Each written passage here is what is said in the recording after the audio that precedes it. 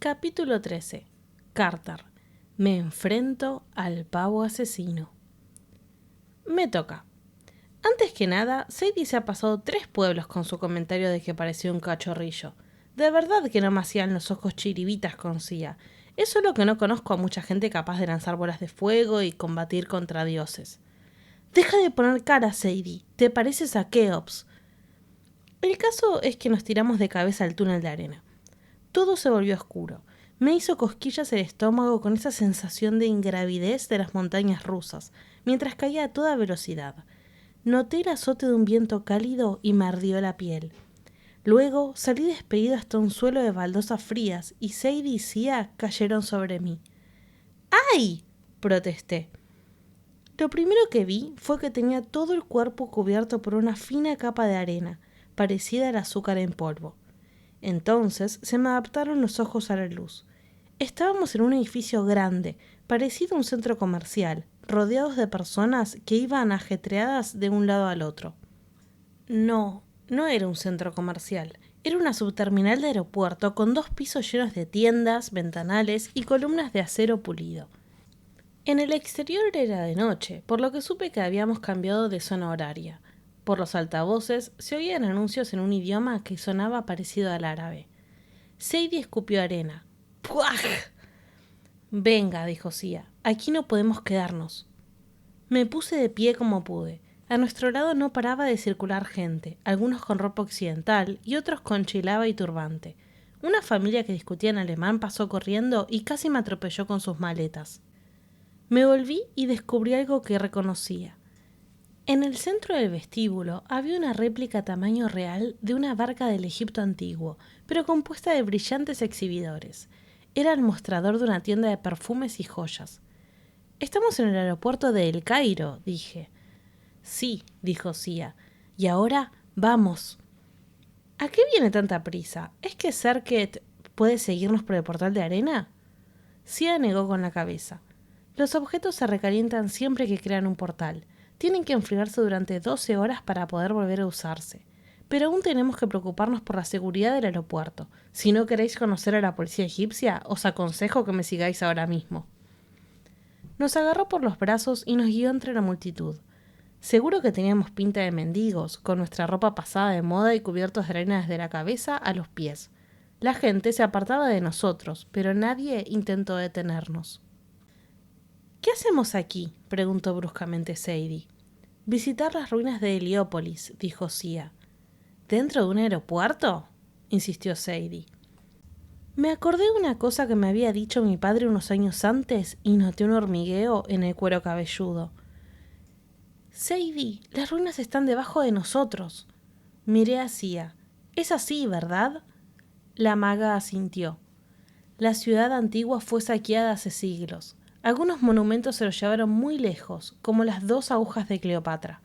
Casi todos los templos se destruyeron para construir edificios nuevos.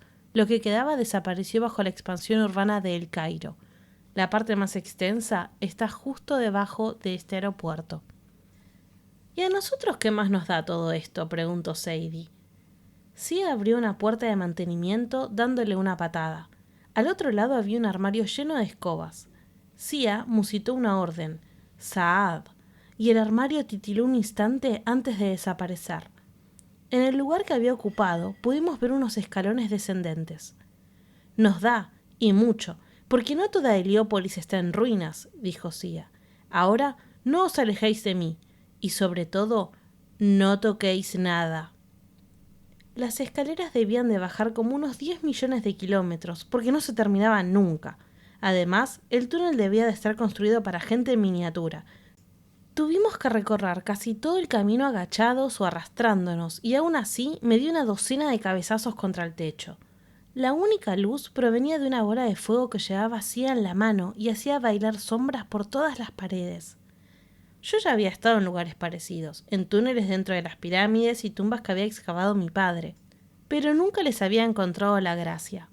Me parecía que los millones de toneladas de roca que tenía encima me comprimían los pulmones y me dejaban sin aire. Por fin llegamos al fondo. El túnel se amplió y Sia se detuvo de golpe. Cuando se me adaptó la vista pude comprender el motivo. Estábamos al borde de un despeñadero. El abismo solo podía salvarse por medio de una tabla de madera que lo cruzaba. Al otro lado había 2 guerreros de granito con cabezas de chacal, situados a ambos lados de un umbral, cerrando el paso con sus lanzas cruzadas. Sadie suspiró. «Por favor, no más estatuas psicóticas». «No hagas bromas», advirtió Sia. «Esto es una entrada al Gnomo Primero, la rama más antigua de la Casa de la Vida y el cuartel general de todos los magos. Mi misión consistía en traeros aquí sanos y salvos, pero no puedo ayudaros a cruzar. Cada mago tiene que desentrancar el camino para sí mismo, y el desafío es distinto para cada aspirante». Miró a Sadie con expectación, lo cual me molestó. Primero Bast, ahora Sia. Las 2 trataban a Sadie como si esperaran que demostrara algún tipo de superpoder. O sea, vale, sí, había reventado las puertas de la biblioteca, pero ¿por qué nadie me pedía a mí que hiciera trucos geniales? Además, yo seguía cabreado con Sadie por los comentarios que había hecho en el Museo de Nueva York, aquello de lo injusto que era que yo hubiera viajado con mi padre por todo el mundo. Ella no tenía ni idea de la cantidad de ocasiones en que me había hartado de viajar tanto, del montón de días en los que deseaba no tener que subirme a ningún avión, sino ser un simple chico normal que iba al colegio y hacía amigos. Pero no podía quejarme. «Debes tener siempre un aspecto impecable», me había dicho mi padre, y no se refería solo a la ropa. Hablaba de mi actitud. Ahora que la mano estaba, yo era todo lo que tenía. Mi padre necesitaba que yo fuera fuerte. Por lo general no me importaba, quería a mi padre, pero también se me hacía difícil. Eso no lo entendía Sadie. La que lo había tenido fácil era ella, y ahora se había convertido en el centro de atención, como si fuese la más especial de los 2. No era justo. Entonces oí la voz de mi padre en la cabeza. «La justicia significa que todo el mundo reciba lo que necesite, y la única manera de conseguir lo que necesitas es hacerlo suceder por ti mismo». No sabía qué mosca me había picado, pero desenvainé la espada y marché por el tablón con paso firme. Pareció que mis piernas funcionaban por sí mismas, sin esperar al cerebro. Una parte de mí pensó, «Esto es una idea nefasta», pero otra parte de mí respondió, «No, no vamos a tener miedo de esto». Y esa segunda voz no sonó como la mía. «¡Carter!», gritó Sadie. Seguí adelante. Intenté no bajar la mirada hacia el abismo insondable que se abría por debajo de mis pies, pero solo la amplitud del barranco ya me mareaba. Me sentí como una peonza, dando vueltas y bamboleándome mientras recorría el estrecho tablón. Mientras me acercaba al lado opuesto, el umbral que había entre las 2 estatuas empezó a brillar como una cortina de luz roja. Respiré muy hondo. Quizá la luz roja fuera un portal, igual que la puerta de arena remolinándose. A lo mejor, si me lanzaba hacia él con bastante rapidez... Entonces salió disparada la primera daga desde el túnel. Mi espada se estaba moviendo incluso antes de darme cuenta. La daga tendría que haberse clavado en mi pecho, pero de algún modo la desvié con el filo de mi arma y la hice caer al abismo. Salieron otras 2 dagas del túnel. Mis reflejos nunca habían sido nada del otro mundo, pero en aquel momento se aceleraron. Esquivé una daga agachándome y la otra la enganché con el filo curvado de mi espada. Le di vuelta y la arrojé de vuelta al túnel. ¿Cómo narices había hecho eso? Llegué al final del tablón y solté un tajo al interior de la luz roja, que parpadeó unos instantes antes de apagarse del todo. Tuve miedo de que las estatuas cobraran vida, pero no sucedió nada. El único sonido fue el de una daga repicando contra la roca muy por debajo, al fondo del abismo. El portal empezó a brillar de nuevo. La luz rojiza se concretó en una figura extraña, la de un pájaro de 1,80 m con cabeza de hombre. Yo alcé mi espada, pero Sia gritó desde el otro lado, «¡Carter! ¡No!». La criatura plegó las alas, entrecerró sus ojos, perfilados con col, para estudiarme. Llevaba una peluca ornamental que relucía sobre su rostro surcado de arrugas. Tenía una de esas barbas trenzadas faraónicas de pega enganchada a la barbilla, igual que una coleta, pero al revés.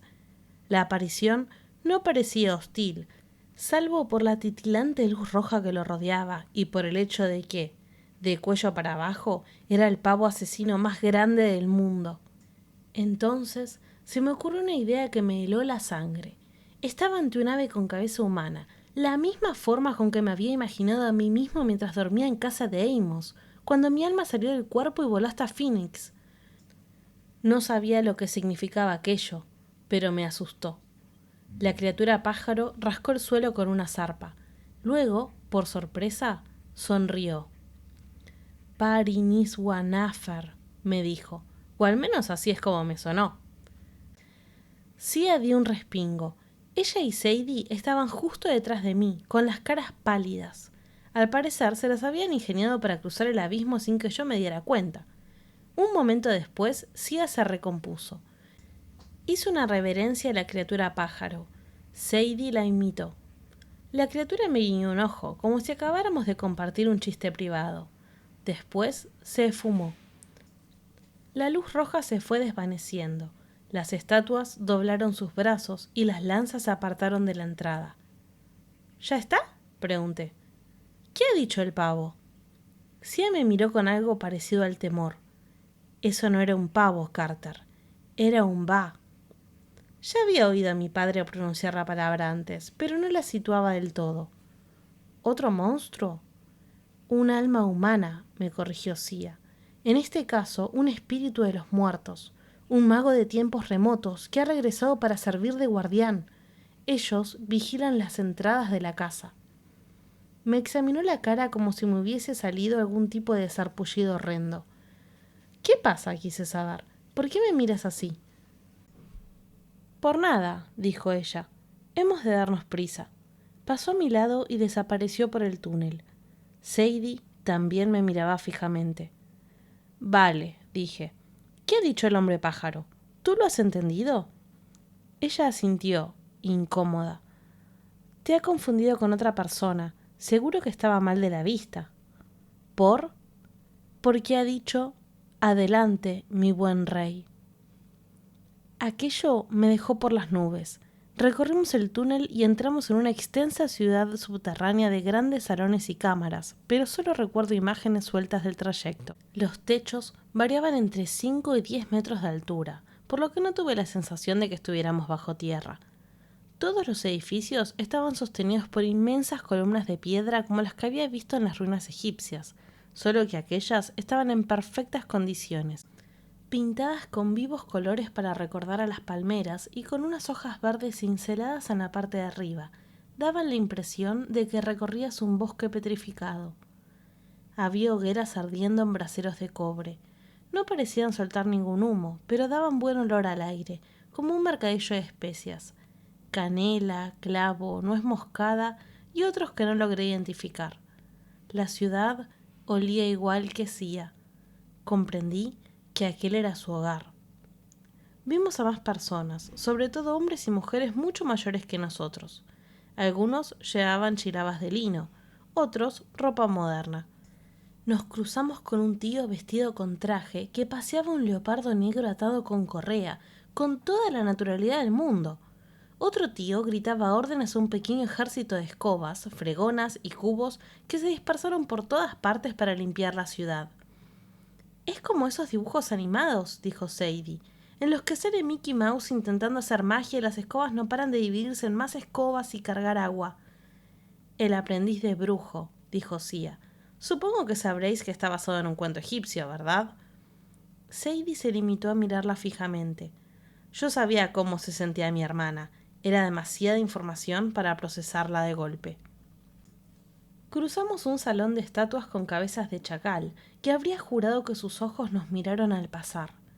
Unos minutos más tarde, Sia nos llevó por un mercado al aire libre, si es que se puede decir que hay algo al aire libre bajo el suelo, en el que una docena de puestos vendían mercancías extrañas como varitas de boomerang, muñecos animados de arcilla, loros, cobras, papiros y centenares de amuletos relucientes y distintos entre sí.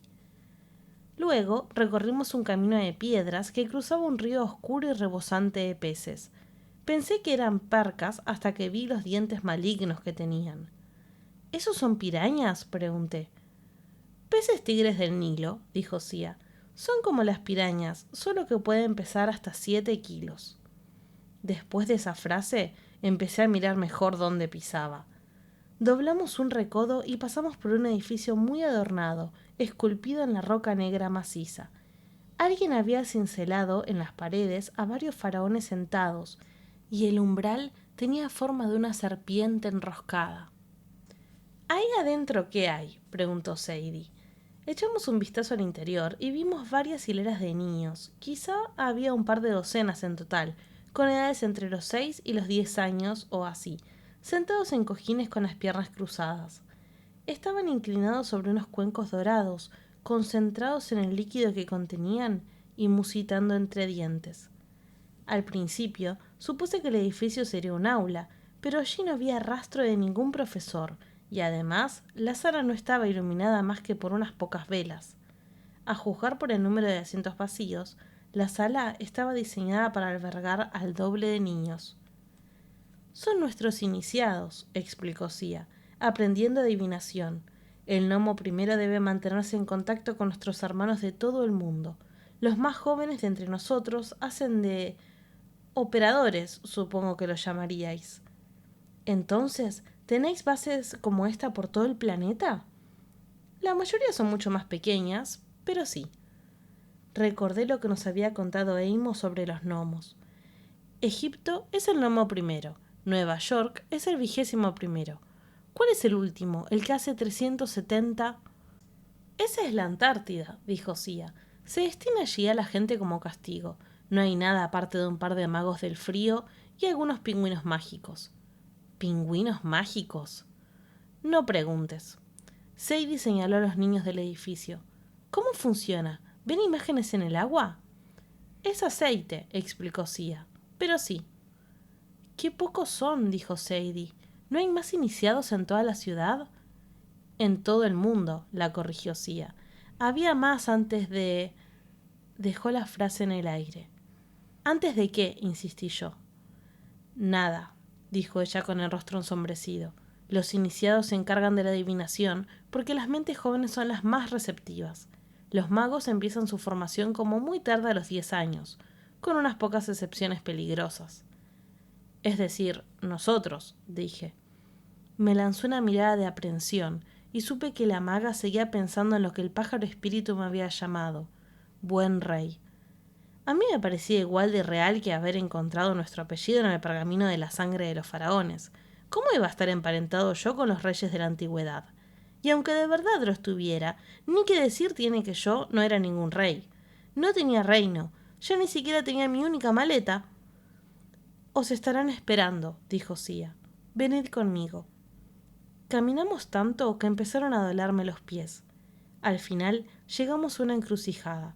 A la derecha teníamos unos inmensos portones de bronce, con fuegos vivos a ambos lados. A la izquierda, una esfinge de 6 metros de altura tallada en la pared. Había una entrada acunada entre sus arpas, pero estaba tapiada y cubierta de telarañas. Se parece a la esfinge de Giza, comenté. Es porque estamos justo debajo de la esfinge de verdad, dijo Sia. Ese túnel sube directo hasta ella, o subía antes de que lo sellaran. Pero hice unos cálculos mentales rápidos. La esfinge está como a 30 kilómetros del aeropuerto del Cairo. Más o menos. No hemos andado tanto ni de milagro. Eso arrancó una sonrisa a Sia, y no pude evitar fijarme en los bonitos que eran sus ojos. La distancia cambia en los lugares mágicos, Carter. Seguramente eso ya lo has aprendido. Sadie carraspeó. Vale, ¿y por qué está cerrado el túnel? La esfinge se puso demasiado de moda entre los arqueólogos, dijo Sia. No paraban de montar excavaciones por la zona. Al final, en los años 80, descubrieron el primer tramo del túnel que tiene debajo.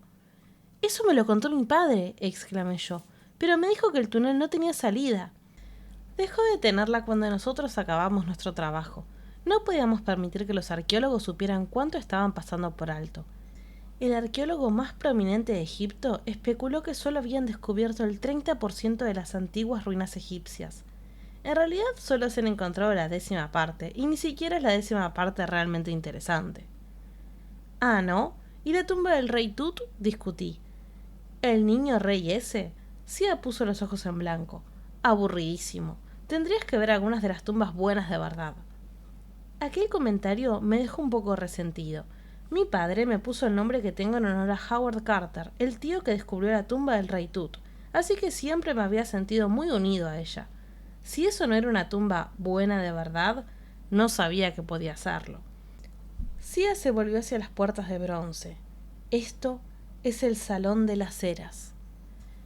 Colocó la palma de su mano contra el sello, que mostraba el símbolo de la Casa de la Vida. Los jeroglíficos empezaron a resplandecer y las puertas se abrieron de par en par. Sia se giró hacia nosotros, con el semblante terriblemente serio. Estáis a punto de conocer al lector jefe. Mostrad respeto en su presencia, a menos que deseéis transformaros en insectos.